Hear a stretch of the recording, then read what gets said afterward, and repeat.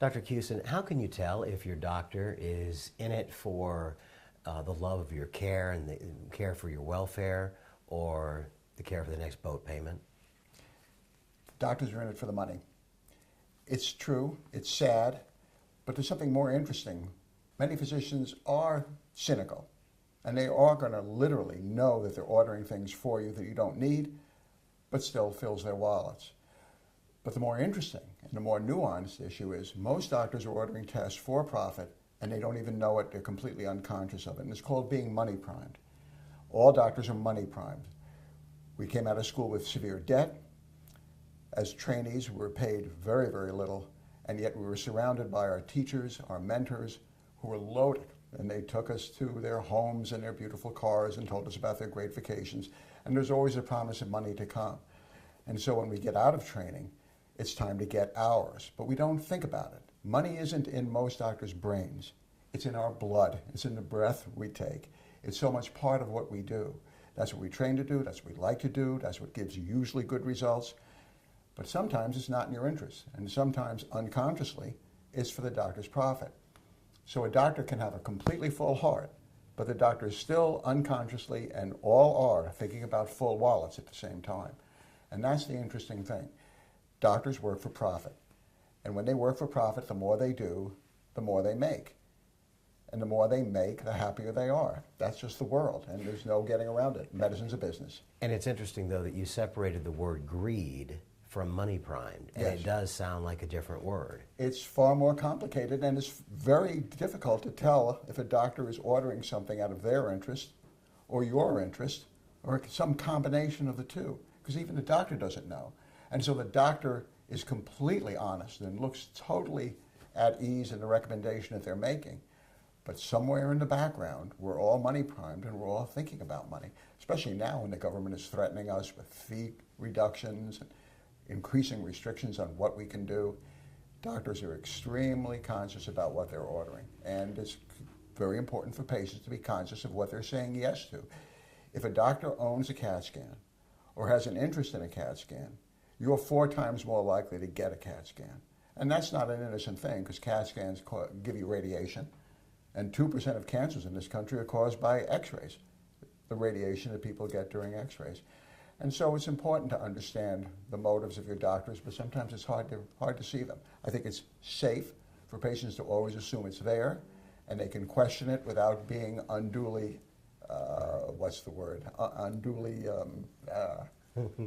without being unduly interrogatory or being unpleasant. But there is a way of saying, do I need this? Is it something that I need, or is it for the benefit of the office? It's nice to say that, because it's not saying, is it for your benefit, doctor? Mm-hmm. Is it for me, my benefit, or the benefit of the office? It puts a distance between the profit and the doctor.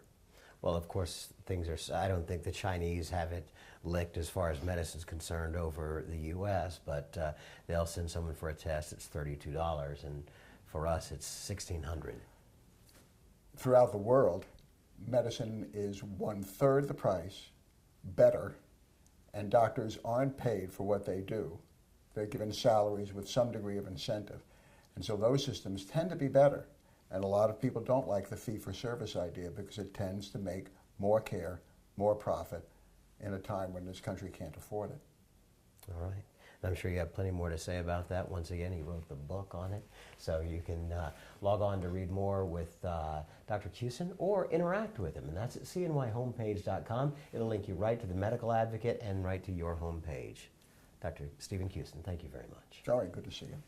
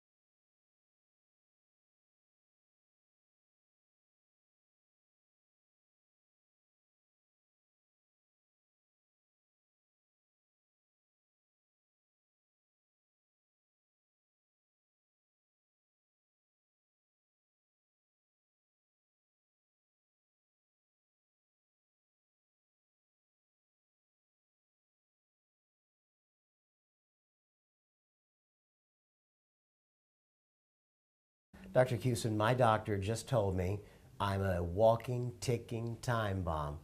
What does that mean? It's common. It's called fear mongering. It gets you to sign quickly and not ask too many questions. If your auto mechanic says you need new tires, they're going to say, and look, I told you, if that tire blows at 65 miles an hour, I told you so. Okay, you put your money down. You would, I would. But when doctors engage in fear mongering, you're putting your lives at risk, because a time bomb always goes off. It's 100%. And no medical condition is a time bomb. They don't always go off. Most of the risk can be spread out over days, weeks, months, even decades before a risk or a probability of something happening occurs. So the doctor who says, fix that valve, get that hernia fixed, get that blocked artery done, you are a walking time bomb. It's unethical, untrue, and it's unsafe. Doctors are not going to have you sign on the bottom line by saying you're a risk bomb. They say you're a time bomb, and that's just not the case.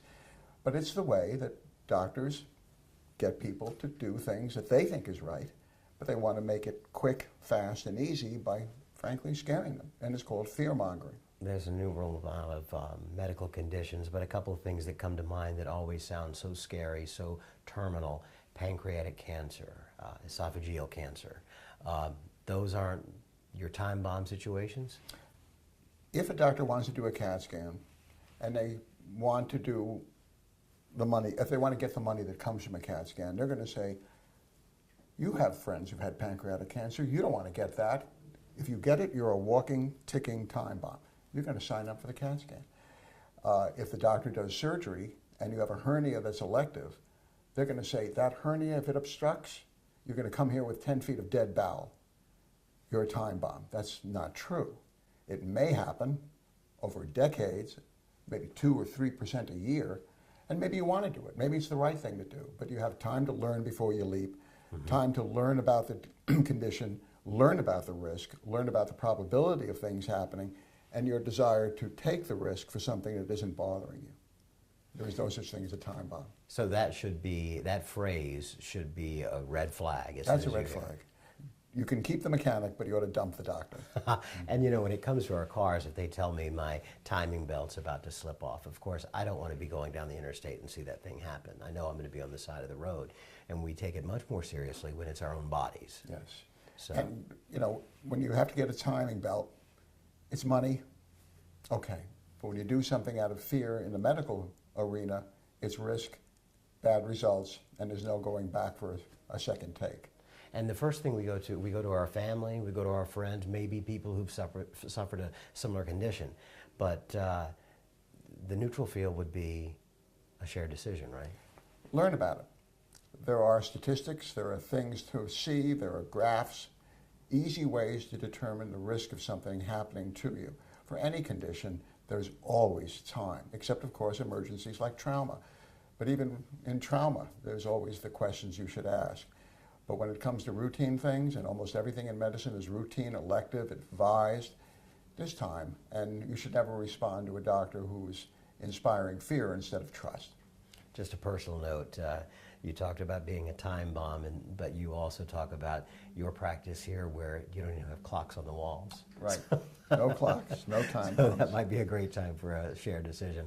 If you'd like to communicate with Dr. Stephen Cusin, you can do that by going to our website at cnyhomepage.com. Click on the Medical Advocate, and you can interact with Dr. Cusin and read more about his blogs and his practice. Dr. Cusin, thank you for joining us. Joey, thank you.